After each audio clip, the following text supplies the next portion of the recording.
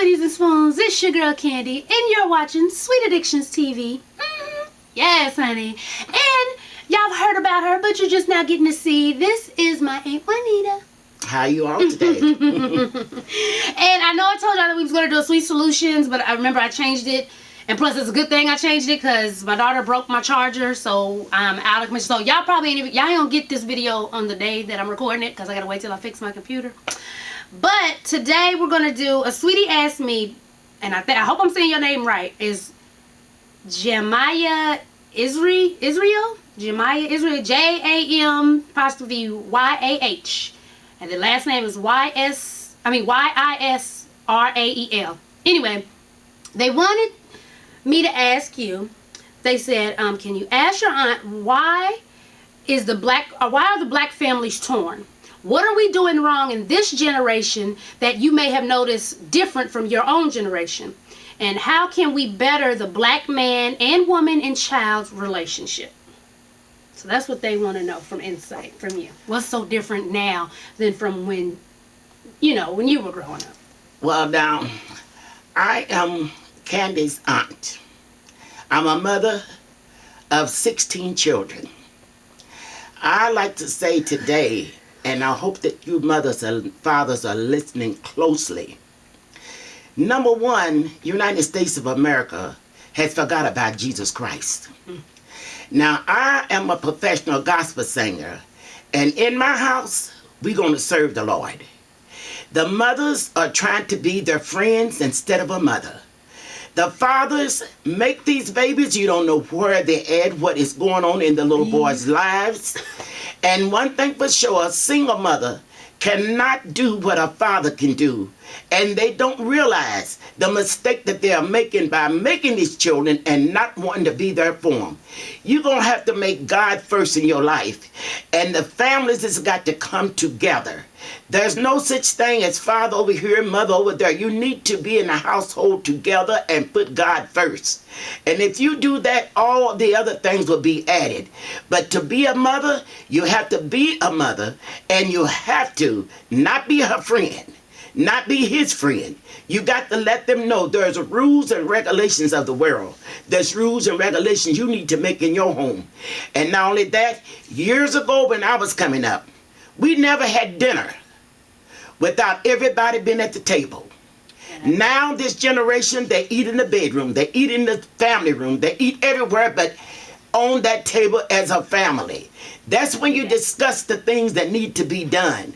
Now in my lifetime, I had so many children, I was determined they wasn't going to raise me. So I put God in my life to let them know, you don't play with God.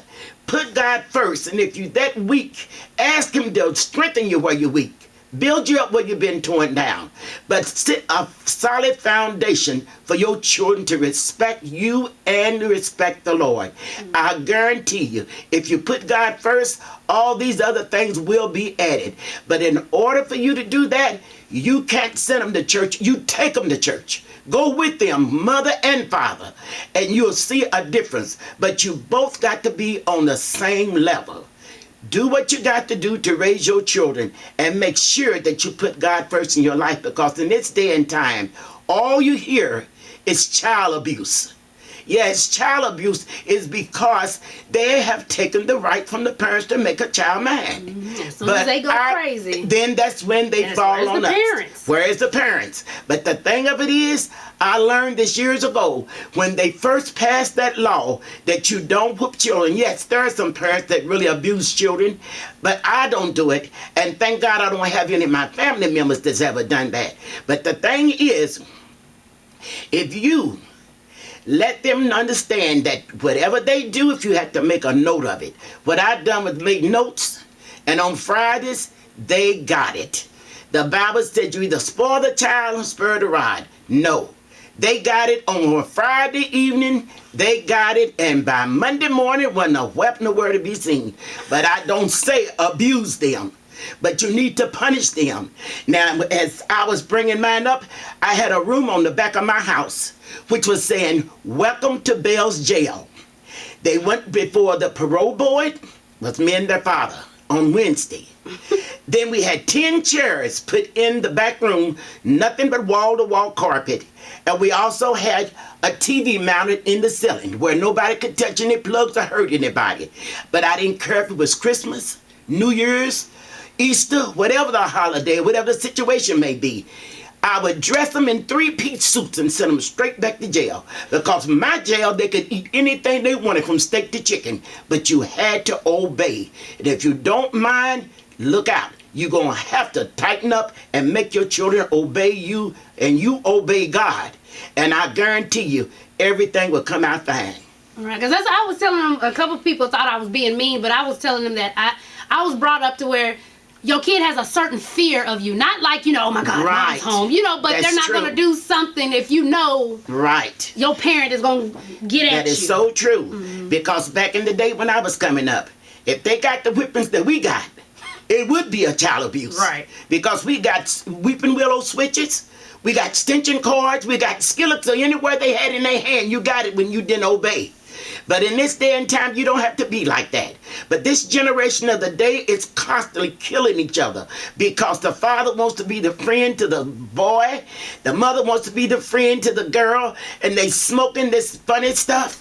And they doing everything that they have no business to do. What you need to do is cry out to God and get together as a family and have Bible discussion night. Have praying service in your living room, in your family room. And I guarantee you, you give this situation to God and he'll straighten it out for you because he did it for me. And it's no secret what God can do because what he does for you, he'll do for me. And I really think you ought to think about that.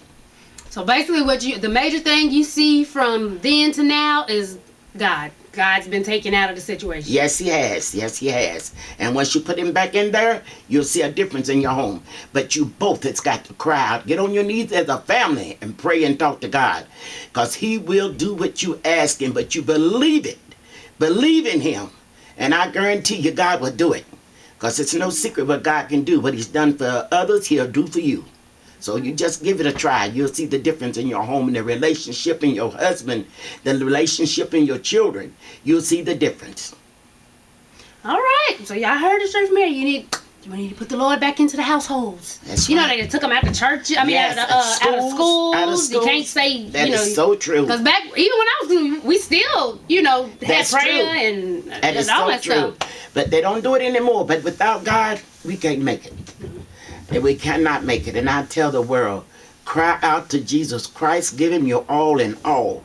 Because it ain't no secret what he can do. He'll do it for everybody. But you got to believe in him. Go to church and believe. Have Bible classes. Have Bible discussions. Let these children understand that there's a way. Where there's a will, there's a way. Yes, ma'am. Y'all heard it. I hope she answered y'all questions. And, y'all felt it. It's time to go to church right now. Go. You can, like she said, you don't have to go to the main church. You can go have it in your living room. That's with true. Your own family. We used to do that when I was younger. Yes. Me, my cousin, and my aunt. We used to all be in the living room and we would do it. But yeah, we even have communion. That is so true. Yes, would. you can. You can do that. Yeah. Okay. Well, I hope she answered that question for y'all. And I was telling them how you was just so taken with Jacob. Yes. He is a God-sent little man. And I'm going back to Columbus, Ohio, where I'm from. Original from Louisville, Kentucky, but I moved to Columbus, Ohio because of my singing career. But now that I'm retired, I would love to take that young man back to Columbus, She tried to take him Ohio back. She was like, just let him come. I would love to. I've never seen a child that smart and that bright. And I tell you, he's a God-sent child, and he's maybe our next president. I believe that. That baby is on it. She's like, he knows, Yes, he does. when to turn on the speakerphone, when to call, take pictures. That baby does everything. His ABCs, his colors, his shapes, everything. Yes, that is really amazing to see a baby know his ABCs and know what the colors are. He is the most intelligent baby. I call him the world's greatest baby. The most intelligent, greatest baby. And what did he say when Patrick talked to him and he said, okay. Yes, he does. He is so mannerable. Anything you give him or anything you do for him, he thanks you for it. And I have to tell you, you've done a beautiful job of raising my little nephew. And before it's over, I hope I can come back to Atlanta and get him and keep him just for about a month. And Just for Just about a a month. I just want my friends to see him. I really do. I am so pleased with him. Very little crazy respectful butt. young man. He's a doll baby. He's a mess. Handsome young man. Little crazy baby. His terrible twos hit yesterday though. So all he just running around, he just doing stuff just to irritate me now. He'll just start yelling, "Ah, mama, what you doing?" I'm like, know, boy. bless his little heart. He's a sweetheart, I tell you he is. That He baby really is. truly a mess. He's a dog. Oh, well, y'all, Juanita's leaving us today. Yes, I thought she was going to be able to stay a little longer, but I will return, I promise. Okay. I will return. I'll be back to see you all. Okay. Sure will. then we're gonna try to slowly move everybody down. Okay, Mama's moving in August, and she'll be in Augusta, but we gonna slowly move her to Atlanta too. I'm going to do my best to get here. I promise you. I'm going to do my best to be here. By this time next year, I should be living here. Oh, see, we slowly but surely bringing Yes, them on down. bring them on down. Oh, Yes. and to everybody on Facebook who was like, "Oh my goodness, she looks like she's 50. She looks so great." Would I'm you in like my to tell them? 70s. I am in my 70s. Yeah. And I'm very proud of it because God promised us 70 scores, and I made it. And I thank the Lord for it every day. Yep, so shout out to everybody was like, "Oh my goodness, your aunt looks fabulous." Yes, they was Well, like, her thank makeup you. is beat and she looked like, so one sweetie said that you was just slanging all the 50-year-olds, which means you look better than people that's 50 Well, and thank you you in your very 70s. much. Thank you very much. But God has been good. It's all God.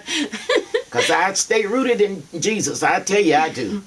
And thank you very much for the compliment. All right now. All right, sweeties, as always, thanks for watching, and tell a friend to tell a friend to tell another friend to subscribe and follow your girl on Twitter and Facebook and Instagram. Yes. Oh, and make sure to go get your SATV t-shirts. I added some new ones, so go check them out. Yes, indeed. And say bye-bye to my auntie. All right, y'all. We out. Peace.